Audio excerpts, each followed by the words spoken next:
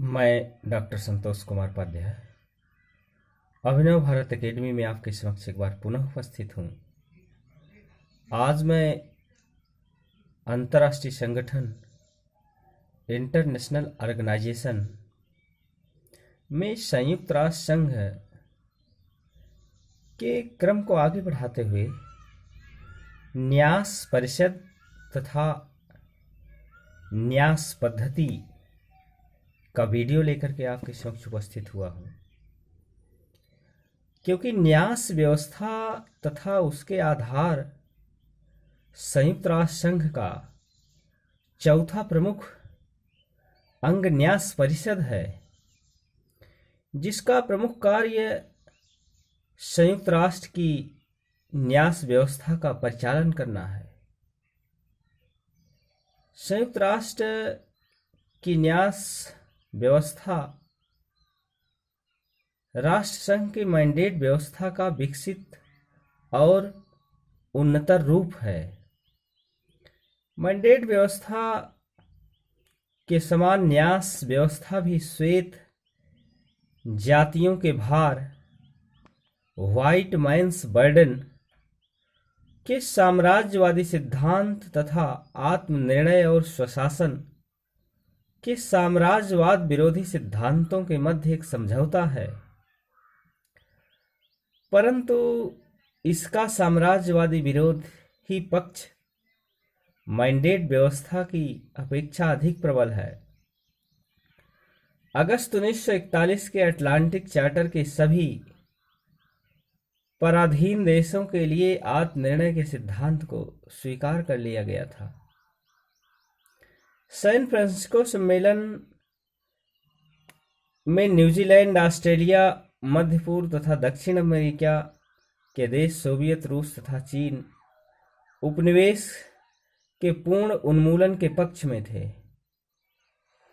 परंतु France, Holland तथा दक्षिण अफ्रीका आदि उपनिवेशों वाले देश अपने उपनिवेशों पर अपना नियंत्रण छोड़ने को तैयार नहीं थे। संयुक्त राज्य अमेरिका सामान्यतः उपनिवेशवाद विरोधी था, परंतु वह भी सामरिक कारणों से प्रशांत महासागर के कुछ द्वीपों पर अपना नियंत्रण चाहता था। इन सब हितों तथा और विचारधाराओं के फलस्वरूप न्यास व्यवस्था का जन्म हुआ।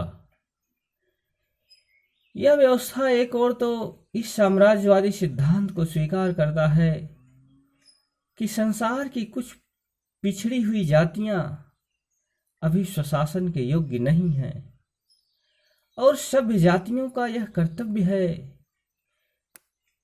कि उन्हें सभ्य और स्वशासन के योग्य बनाए। परंतु दूसरी ओर यह एक साम्राज्यवादी विरोधी व्यवस्था भी है, क्योंकि इसके अंतर्गत पूर्ण स्वतंत्रता न पाए प्रदेशों के प्रशासन का उत्तरदायित्व ग्रहण करने वाले संयुक्त राष्ट्र संघ के सदस्य यह स्वीकार करते हैं कि इन प्रदेशों के निवासियों के हितों की रक्षा सर्वप्रथम होनी चाहिए, और वे इस एक पवित्र न्यास के रूप में अपना यह दायित्व मानते हैं कि वर्तमान चार्टर में स्थापित अंतर्राष्ट्रीय शांति और सुरक्षा प्रणाली के अधीन इन देशों के निवासियों की अधिक से अधिक भलाई करनी है। न्यास व्यवस्था के उद्देश्य, इसके प्रमुख चार उद्देश्य है। पहला तो अंतर्राष्ट्रीय शांति और सुरक्षा को उन्नत करना, दूसरा न्यास प्रदेशों की राजनीतिक, आर्थिक एवं शिक्षा संबंधी उन्नति में योग देना तथा स्वशासन अथवा स्वतंत्रता के क्रमिक विकास का प्रोत्साहन देना, तीसरा जाति, लिंग, भाषा अथवा धर्म के भेदभाव के बिना सबके लिए मानव अधिकारों और मौलिक स्वतंत्रताओं के प्रति सम्मान बढ़ाना, चौथा सामाजिक, आर्थिक तथा वाणिज्य संबंधी मामलों में संयुक्त राष्ट्र के सभी सदस्यों एवं उसके प्रजाजनों के लिए समानता के व्यवहार का आश्वासन देना। न्यास व्यवस्था के जो प्रदेश है, न्यास व्यवस्था का क्षेत्र मैंडेट व्यवस्था की अपेक्षा कहीं अधिक व्यापक है। मैंडेट व्यवस्था केवल उन उपनिवेशों तक सीमित थी जो शत्रु राष्ट्रों जर्मनी और तुर्की आदि से छीने गए थे, परंतु न्यास व्यवस्था संसार के सभी पराधीन देशों से संबंध रखती है। इस व्यवस्था के अंतर्गत संसार के सभी पराधीन देशों और उपनिवेशों को दो वर्गों में विभाजित किया गया है। नंबर 1 अस्वशासित प्रदेश नॉन सेल्फ गवर्निंग, और नंबर 2 है न्यास या संरक्षित प्रदेश ट्रस्ट टेरिटरीज। अस्वशासित प्रदेशों में वे सब पराधीन देश और उपनिवेश आते हैं जो संरक्षित प्रदेश न बना दिए गए हों। इन प्रदेशों के संबंध में शासक देशों से इन प्रदेशों के लोगों के हित को सर्वोपरि मानकर कार्य करने को कहा गया है। शासक देशों को इन प्रदेशों के संबंध में संयुक्त राष्ट्र के महासचिव को इन प्रदेशों की आर्थिक, सामाजिक एवं शिक्षा संबंधी स्थितियों के संबंध में सूचना देने को कहा गया है, परंतु इसके अतिरिक्त किसी अन्य प्रभावशाली अंतर्राष्ट्रीय नियंत्रण की व्यवस्था संयुक्त राष्ट्र चार्टर में नहीं की गई है। न्यास प्रदेश के अंतर्गत वे प्रदेश आते हैं जो न्यास समझौते के द्वारा न्यास प्रदेश बना दिए जाते हैं। ये समझौते संबंधित राज्यों के मध्य होते हैं, पर उन पर महासभा की स्वीकृति आवश्यक होती है। निम्नलिखित 3 प्रकार के प्रदेश न्यास प्रदेश बनाए जा सकते हैं। पहला है मैंडेट के अधीन प्रदेश, दूसरा है द्वितीय विश्व युद्ध के परिणाम स्वरूप क्षेत्र राज्यों से छीने गए प्रदेश, और तीसरा है ऐसे प्रदेश जिन्हें इनकी शासन व्यवस्था के लिए उत्तरदायी राज्यों द्वारा स्वतः इस व्यवस्था के अंतर्गत रख दिया गया हो। व्यवहार में किसी भी देश ने अपने अधीन प्रदेशों को न्यास प्रदेश बनाना स्वीकार नहीं किया था।